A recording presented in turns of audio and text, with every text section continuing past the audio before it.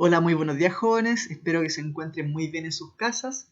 Estamos ya en la sesión número 13 de las clases de historia y en esta oportunidad tenemos que abordar la idea de participación ciudadana, ¿ya? Como algo necesario para la democracia.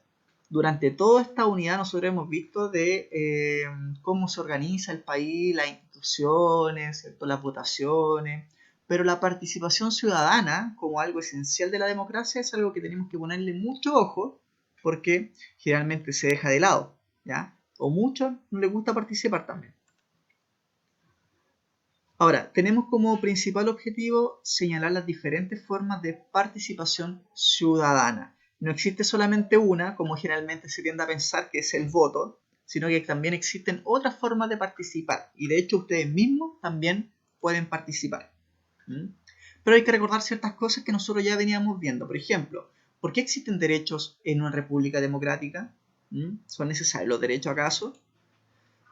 Recuerda que los derechos son la base para asegurar los principios de justicia, dignidad e igualdad entre las personas que componen la sociedad, ¿ya? Por lo tanto, son garantías. Deben existir los derechos porque así nos aseguramos de que todos tendremos las mismas oportunidades y seremos respetados de la misma forma.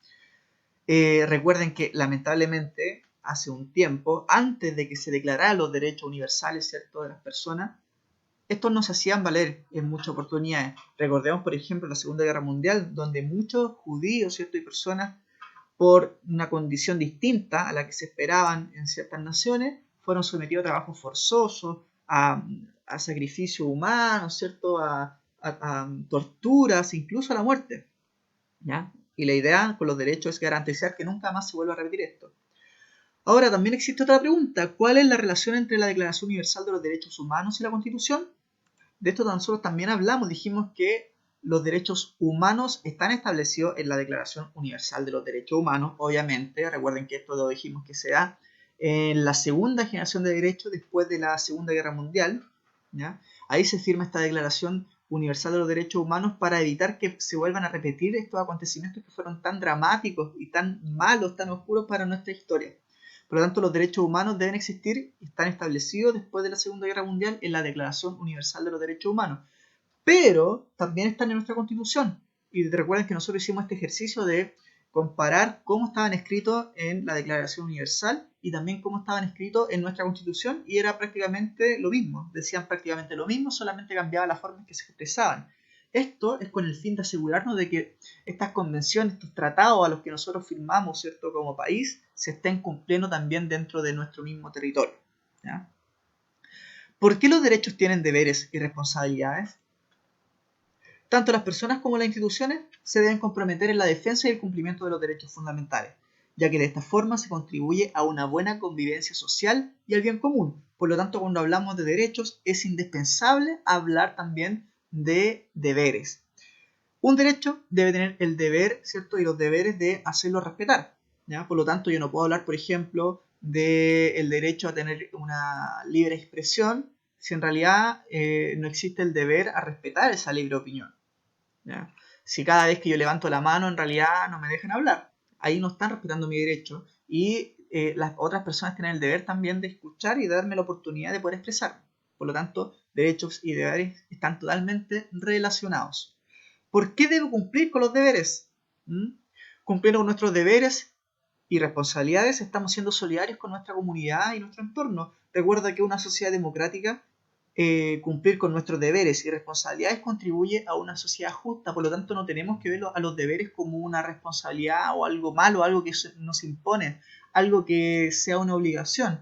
Más bien tenemos que ver los deberes como si fuese algo de lo que nosotros tenemos que hacernos responsables porque queremos una sociedad más justa, porque queremos vivir en paz, porque no queremos tener problemas con las demás personas. Por lo tanto, los deberes deben ser cumplidos porque uno quiere hacerlos valer, ¿ya? No porque se nos estén obligando, no porque estén escritos en reglas, en normas, en leyes, ¿ya? Hay que cambiar la visión de eso. Tenemos que ver a los deberes como algo que aporta al bien común. Esas son algunas de las cosas que nosotros hemos visto hasta el día de hoy, ¿ya? Sin embargo, aparecen otras preguntas, como por ejemplo, ¿por qué es importante la participación? Ya hemos hablado de la democracia, ya hemos hablado de los deberes y los derechos, Pero ahora hablamos de la participación. ¿Por qué será tan importante la participación para la democracia? ¿Ya? La democracia requiere que las personas participen, ¿ya? En la comunidad, ya sea eligiendo a nuestros representantes políticos en las elecciones, recuerden que esa es una forma de participación, ¿ya? O también manifestando nuestras opiniones, también es una forma de participar en la sociedad, ¿ya? También haciendo proyectos para satisfacer necesidades, organizando o formando parte de organizaciones sociales o incluso dentro de nuestro mismo curso. Son diferentes formas de participación que nosotros vamos a ir viendo, ¿ya? Ahora, el voto o sufragio, ¿cierto? También es una forma de participación.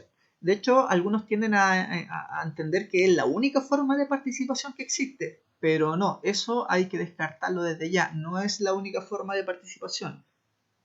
Esta es una instancia de participación en la vida pública para elegir a nuestros representantes políticos, pero no es la única, como les decía. Voto o sufragio ya es lo mismo, son sinónimos, y el sufragio es el derecho político o constitucional a votar a los cargos públicos electos.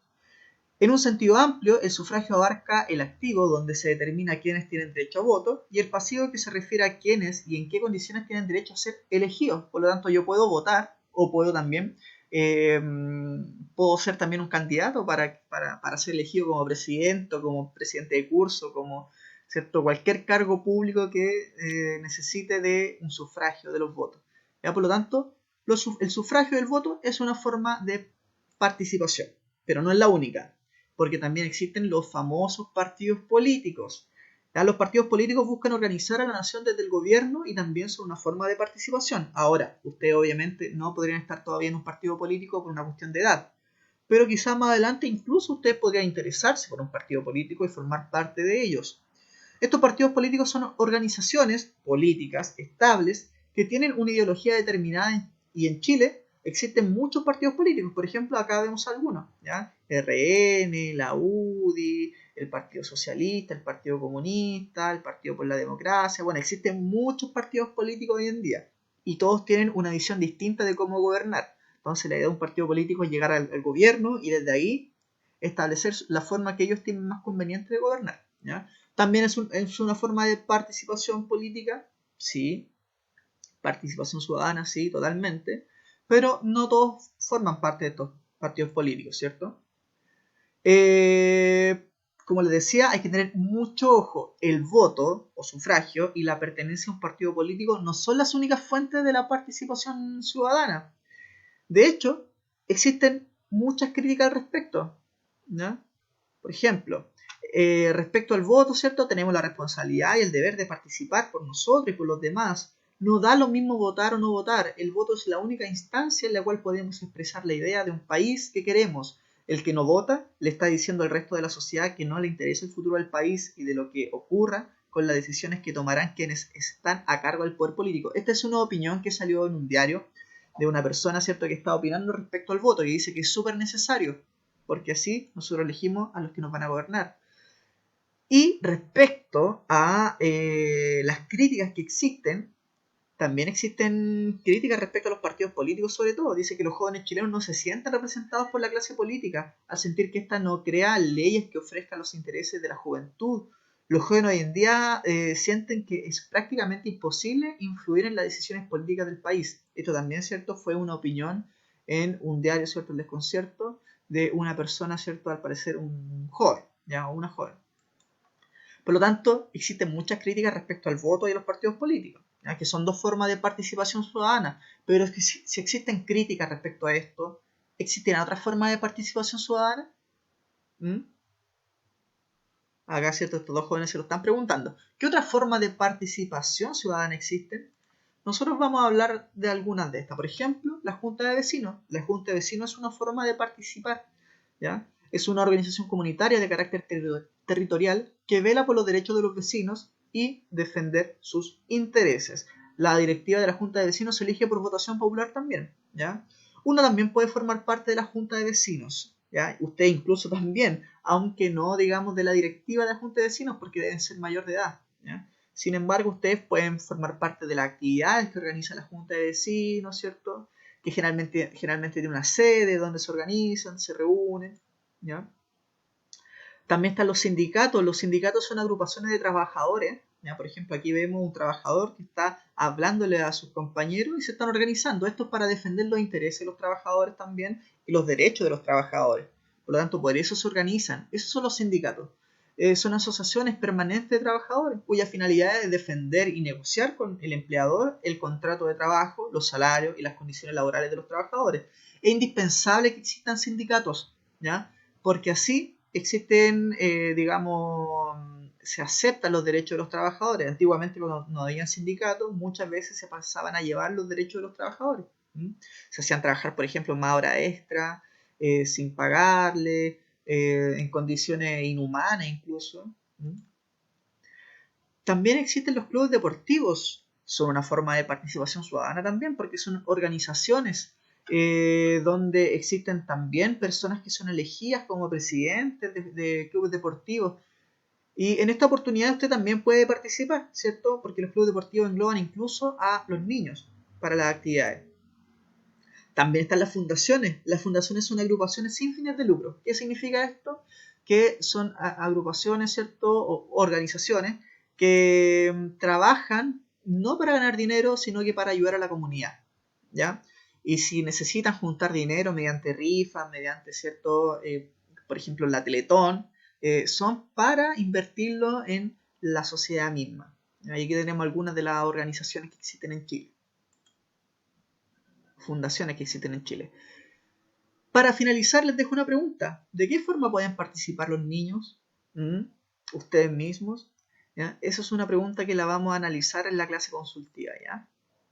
Bueno, jóvenes, esperando que estén muy bien, me despido cordialmente. Un abrazo gigante para ustedes y su familia y nos vemos en la próxima clase consultiva. Que estén muy bien. Hasta luego.